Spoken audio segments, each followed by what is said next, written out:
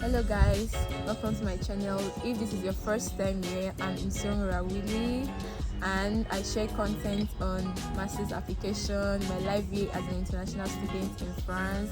I do vlog and share other useful content. If these are the kind of things that you're hoping to see, do well to subscribe to my channel, do well to like and click on the notification bell. You don't want to miss out on any of my updates.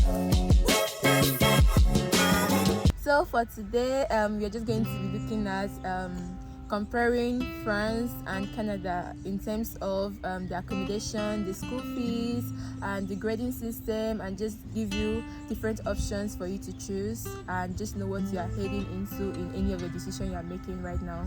With me here is Samuel. Samuel is a friend of mine from Canada, so he's going to tell us about the Canada schooling system and his experience here in France, and we're just going to say what are the pros and cons and maybe which one we like, but you're free to make your choice. First one we are going to be talking about is the grading system. So for France here, it's actually over 20. The grade is actually over 20, so it's not like in terms of percentage. You don't know if it's like A or B or C or D. You just know that you have passed or you have not passed. So in some courses, it could be if you have above 10, you are good to go. If you have below 12, then you may have to maybe repeat the course. But in most cases, always if you have below 10, that's when there's a red line. But once you have crossed that 10 points, then you are good to go. Yeah. But then I think they're actually really strict in their grading system, like in terms of how they award marks. It's very strict, especially in an engineering school like mine. I don't really know for like business courses and social related courses how if they're more lenient. I don't know, but I think generally from the experiences I've been hearing, even from people that are in business schools, it's actually really strict. So how about Canada? Canada, the grading system. Yeah. So it's based on letters like A, B, C, D, E. Okay.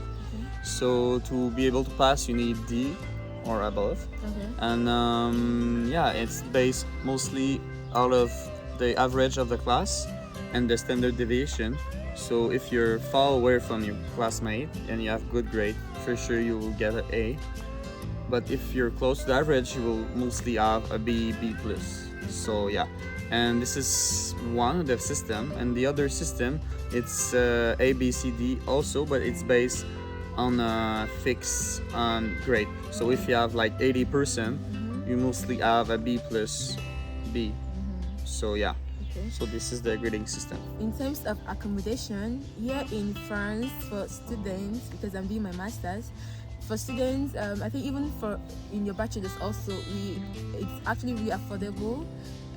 You have an institution called Cruise that actually helps in allocating residencies when you apply, but you also have other private residencies that you can actually get it very easily, and I think it's actually quite affordable, and also for the fact that you get to benefit from allowance by the government that helps to pay part of your accommodation fee for you.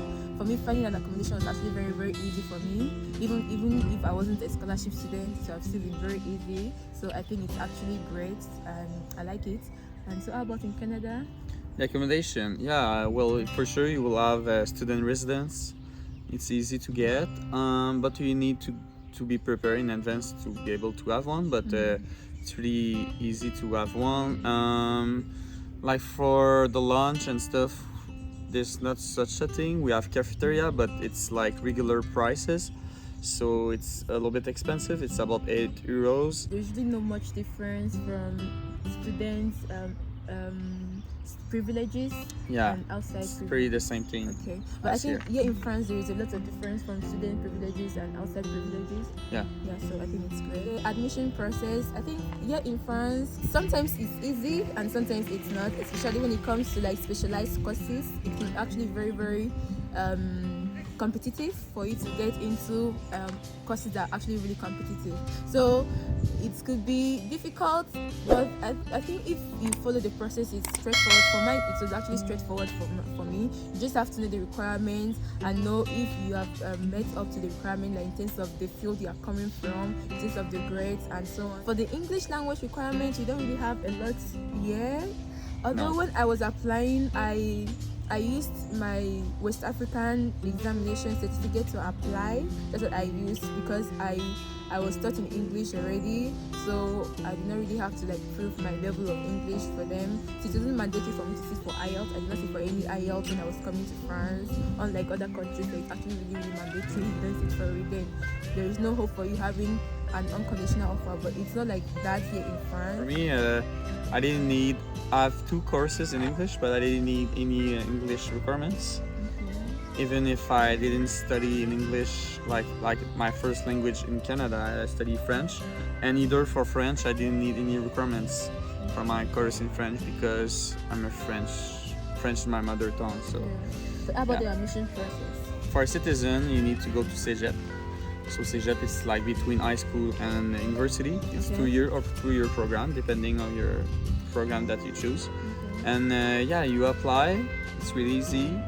And for international, I don't know actually how you should go to Canada and when you apply. But I think if you have a good grades, like not super good but good grades, I think it's easy to I think for the international students, if you actually want to fund yourself, like you are self-funded, then it's actually easy for you to get admitted. Maybe you might need to sit for IELTS, it depends. But then if you're seeking for a scholarship, that's where the competition comes in. So in scholarship, then you have to actually really be, your grades actually have to be high and many other requirements for you to consider. But if you are self-funded, you could always find yourself there and easily get your admission. For the fees and scholarship opportunities, here in France, the fee is actually very low.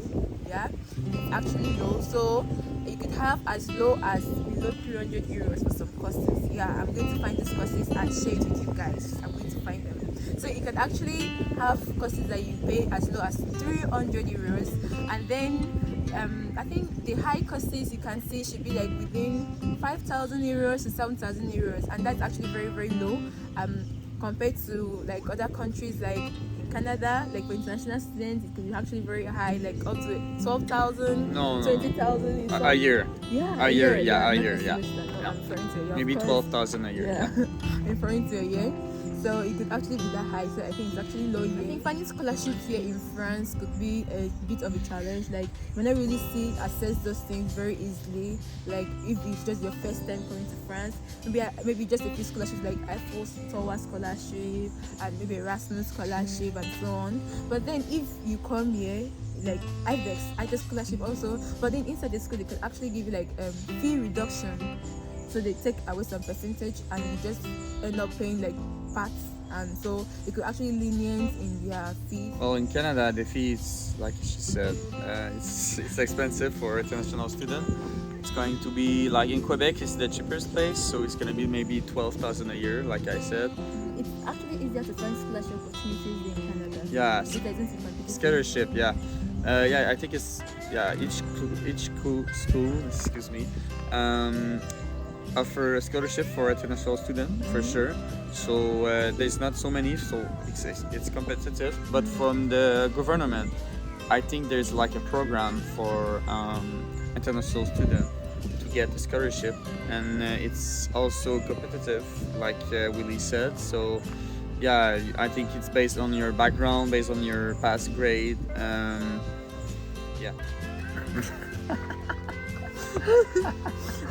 This is so funny. Okay.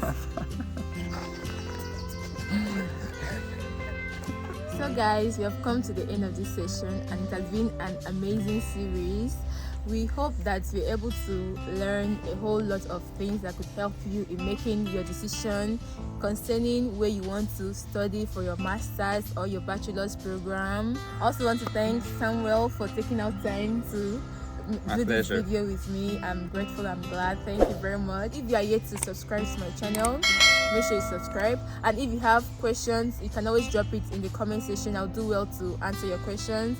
And remember to follow Samuel on his social media page on his Instagram. I'm going to drop his handle on the comment section also. Thank you guys, see you next time, bye.